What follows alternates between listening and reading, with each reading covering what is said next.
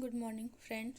आज हम लोग कोर्स 2 के बीएड कोर्स 2 के बारे में पढ़ेंगे, जिसमें हम लोग पहला टॉपिक पढ़ेंगे शिक्षा से आप क्या समझते हैं और शिक्षा के मुख्य प्रकारों पर एक नोट लिखें। पहले लिखेंगे प्रस्तावना। शिक्षा एक प्रक्रिया है जो व्यक्ति के जन्म से लेकर मृत्यु तक निरंतर चलती रहती है। शिक्षा ज्ञान, उचित आचरण, विद्या आदि को प्राप्त करने की प्रक्रिया को शिक्षा कहते हैं। शिक्षा के द्वारा कौशलों, व्यापारों, व्यवसायों एवं मानसिक नैतिक का विकास होता है। शिक्षा समाज की एक पीढ़ी द्वारा अपने से निचली पीढ़ी को अपने ज्ञान के हस्तांतरण का प्रयास है। इस विचार से शिक्षा एक संस्था के रूप में काम करती है जो व्यक्ति विशेष को समाज से जोड़ने में महत्वपूर्ण भूमिका निभाती है। बच्चा शिक्षा के द्वारा समाज के आधारभूत नियमों, व्यवस्थाओं, समाज के प्रतिमान एवं मूल्यों को सीखता है। शिक्षा व्यक्ति की अंतर्निहित क्षमता तथा उसके व्यक्तित्व का विकास करने वाली प्रक्रिया है। व्यक्ति शिक्षा लेकर अपने जीवन में विकास की चरम सीमा तक पहुंचने की कोशिश करता है। जैसे एक छोटा बच्चा की शिक्षा उसके परिवार से शुरू हो जाती है। माता ही उसकी प्रथम गुरु होती है। इसके बाद वह विद्यालय जाकर विद्यालय शिक्षा ग्रहण करता है और वह शिक्षा के संपर्क में आकर शिक्षा ग्रहण करता है। वह समाज से, समाज के सदस्यों से, मित्रों और अन्य माध्यमों से कुछ न कुछ सीखते रहता है। इस प्रकार शिक्षा निरंतर चलने वाली एक गतिशील प्रक्रिया है। अब शिक्षा का अर्थ। शिक्षा शब्द संस्कृत भाषा के शिक्ष धातु से लिया गया है, इसका अर्थ है सीखना। शिक्षा का अंग्रेजी शब्द एजुकेशन लैटिन भाषा के एडुकेटम शब्द से निकला है, जो दो शब्द ई तथा डुको से मिलकर बना है।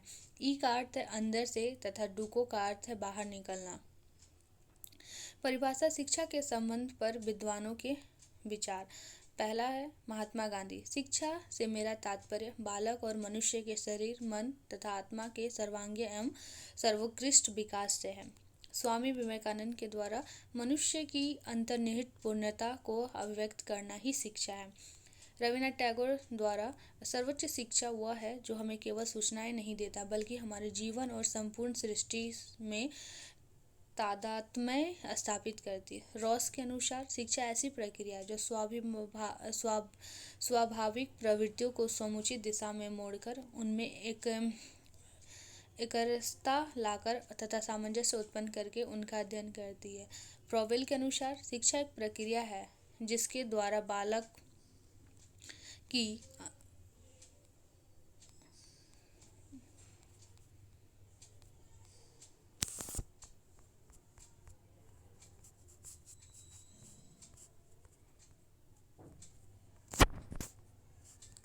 रॉस के अनुसार शिक्षा एक ऐसी प्रक्रिया जो स्वाभाविक प्रवृत्तियों को समुचित शिक्षा में मोड़कर उनमें एकरसता लाकर तथा सामंजस्य उत्पन्न करके उनका अध्ययन करती है।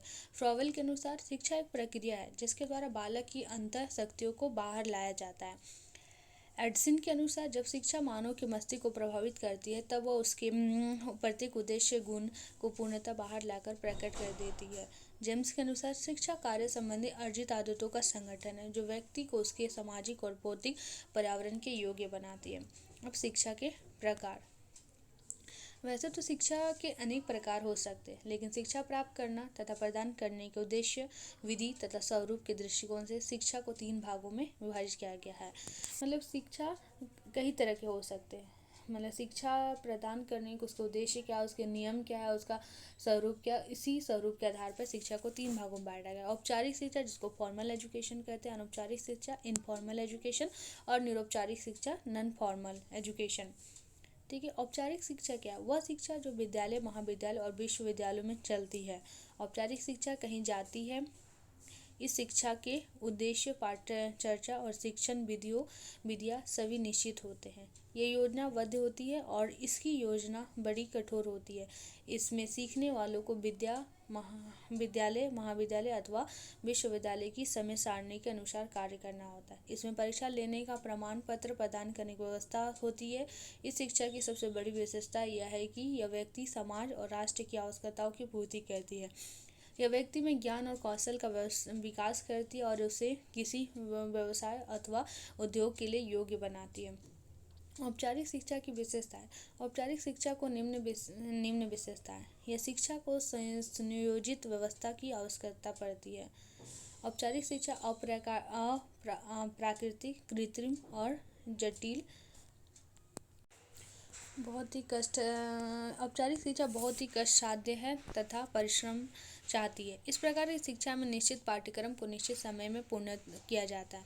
यह शिक्षा जीवन प्रयत्न चलती रहती है। औपचारिक शिक्षा भौतिक होती है। अनौपचारिक शिक्षा के उद्देश्य सुनिश्चित होते हैं। अनौपचारिक शिक्षा वह शिक्षा जिसकी कोई योजना नहीं बनाई जाती है, जिसके न उद्देश्य निश्चित होते हैं, ना ही पाठ्य चर्चा और ना ही शिक्षा विधियाँ, और जो आकस्मिक रूप से सदैव चलती रहती है। मतलब अनौपचारिक शिक्षा में कोई भी योजना नहीं होती है, उनका कोई भी ना उद्देश्य होता है, ना कोई भी निश्चित समय नहीं होता, और ना ही उसमें कोई पाठ्य मतलब कोई विषय होते हैं। शिक्षण विधियाँ कोई भी शिक्षण विधि भी नहीं होती कि इस विधि से शिक्षा प्राप्त किया जा सकता है, और इसे अनौपचारिक शिक्षा कहते हैं। यह शिक्षा मनुष्य के जीवन भर चलती रहती है। इसका उस पर सबसे अधिक प्रभाव होता है। मनुष्य जीवन के प्रत्येक क्षण में इस शिक्षा को लेता रहता है, और प्रत्येक क्षण वो अपने संपर्क में आए व्यक्तियों व वातावरण से सीखता रहता है। बच्चे की प्रथम शिक्षा अनौपचारिक वातावरण में घर में रहकर ही पूरी होती है। जब वह विद्यालय में अनौपचारिक शिक्षा ग्रहण करने आता है तो वह एक व्यक्तित्व के साथ आता है, और जो कि उसकी अनौपचारिक शिक्षा का प्रतिफल है। व्यक्ति की परिभाषा और आचरण को उचित दिशा देने, उसके अनुभवों को व्यवस्थित करने और उसे उसकी रुचि, रुझान और योग्यता अनुसार किसी भी कार्य विशेष को प्रशिक्षित करने तथा ज्ञान शिक्षा के प्रचार एवं प्रसार के लिए हमें औपचारिक और अनौपचारिक शिक्षा का विधान करना आवश्यक होता है। अनौपचारिक शिक्षा की विशेषता। अनौपचारिक शिक्षा की निम्नलिखित विशेषता है। अनौपचारिक शिक्षा स्वाभाविक, सरल और प्राकृतिक रूप से होती है। अनौपचारिक शिक्षा प्राप्त करने के लिए विद्यालय की आवश्यकता नहीं है। अनौपचारिक शिक्षा चारों ओर के वातावरण, परिवार, समाज और पड़ोस आदि से प्राप्त होती है।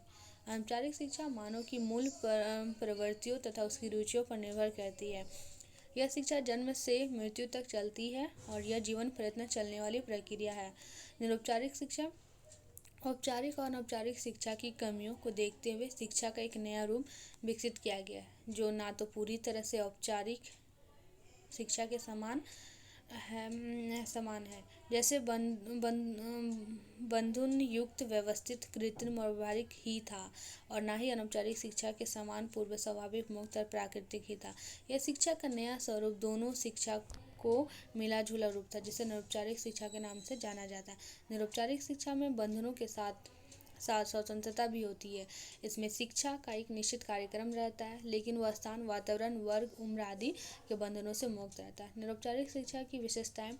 निरौपचारिक शिक्षा की विशेषताएं निम्न है। विद्यालय स्तरीय शिक्षा लचीली होती है, जीवन तथा जीविका से सीधे संबंधित है, संगठित एवं व्यवस्थित है, सिखाने की नहीं स्वतः सीखने की यह प्रक्रिया पर अधिक बल देता है। अब इसके निष्कर्ष पर पहुँचे। शिक्षा हमें यह निष्कर्ष निकालने में मदद करती है कि क्या सही है और क्या गलत। शिक्षा से मनुष्य के विचारों में संतुलन और स्थिरता आती है, और शिक्षा से हमारा धैर्य, चिंतन, मनन और संकल्प की शक्ति बढ़ती है। शिक्षा से हम गरीबी और अज्ञानता को मिटा सकते हैं, और शिक्षा से ही हम अपने आसपास शांति और भाईचारा के माहौल बना सकते हैं। शिक्षा व्यक्ति को स्वयं के विकास के साथ साथ समाज व राष्ट्र के विकास के लिए भी प्रेरित करती है।